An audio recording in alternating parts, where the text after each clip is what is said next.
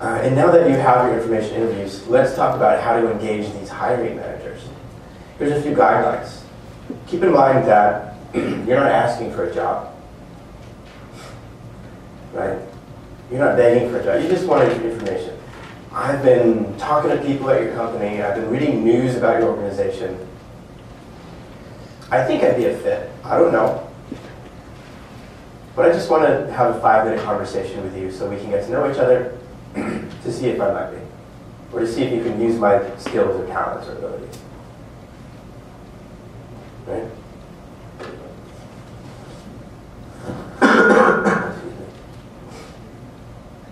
It's better to get an introduction. Although, this is an interesting statistic. A direct message, or an in-mail it's called, an in-mail, which is an email over LinkedIn, has a higher open rate than regular email. So even if you send an email, it's more likely to be read than if you sent a cold call email. But it's always better to get an introduction. So maybe you've had this ongoing conversation with a few of your information interview sources and you've developed a relationship with that person. Now you can say, hey, I want to talk to Mr. Hiring Manager. Could you introduce me? I just want to ask him a few questions. It's not a job inquiry. It's just an information. Right? So you're never begging. You're always trying to get an introduction into that organization. Okay? And then you take it offline. Remember that from the last session?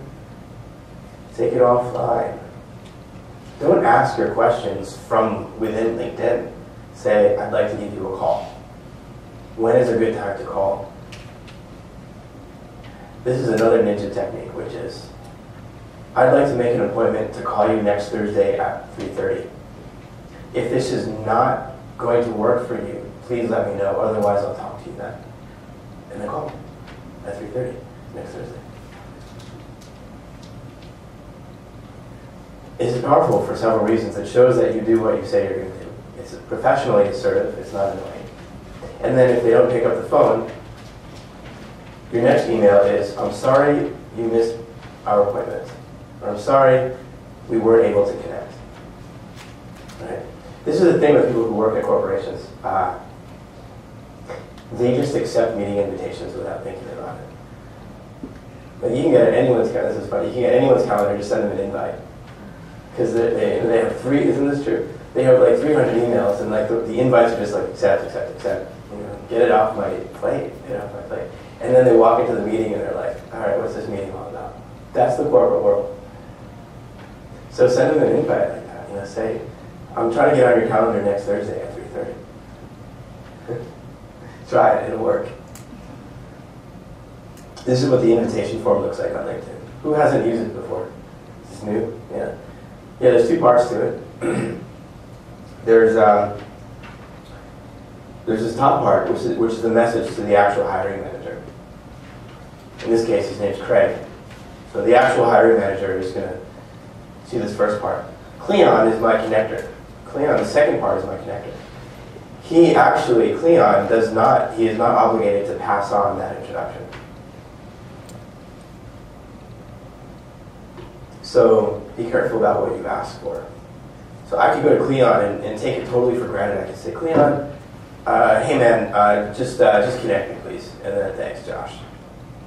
Right? Or I can be professionally assertive and make him feel good about passing on that recommendation.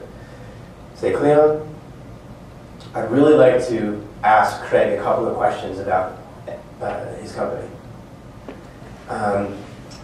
And it won't be a job solicitation. I really just want to see if I'm a fit or not. I really appreciate it if you had some time, would pass on the introduction. Be professionally assertive, and you're reducing the perceived risk that you're going to go and annoy Craig and make Cleon look stupid. Okay. So the tip here for the introduction box is be professionally assertive, explain what you want to talk to the hiring manager about. Then when you talk to the hiring manager, you're going to say something kind of like this. You're going to say, Craig, I'd like to take this offline and find out if I'd be a fit for your company or not, so that I'm not wasting your time or mine. What day next week would you have 30 minutes to chat? A great framework, of course, is to start off with a commonality. Like, I found you on LinkedIn and I noticed we both went to TCU. Or I noticed that we're both part of the green energy group. And I wanted to ask you a few questions. So start off with something in common, right? And then take it offline.